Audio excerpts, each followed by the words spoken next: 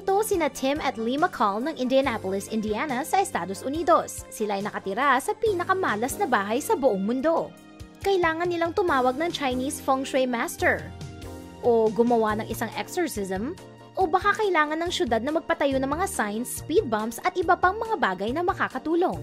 Dahil ang bahay na ito ng mag-asawang McCall ay 11 beses nang nababangga ng mga sasakyan sa loob ng 30 taon. Ang pinaka-latest ay ilang araw lamang bago magbagong taon.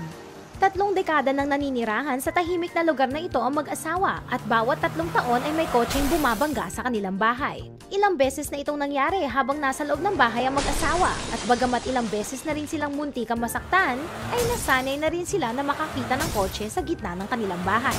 Ang pang-11 pambangga ay nangyari ilang araw lamang bago magbagong taon. Isang babae ang nawalan ng kontrol sa kanyang SUV at ito ay bumangga sa bahay ng mga McCall.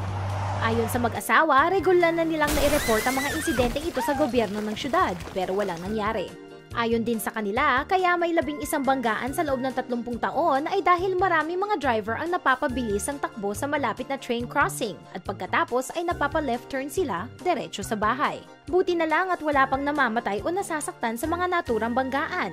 Pero 11 beses sa loob ng 30 taon, sumobra na naman yata sa kamalasan yan.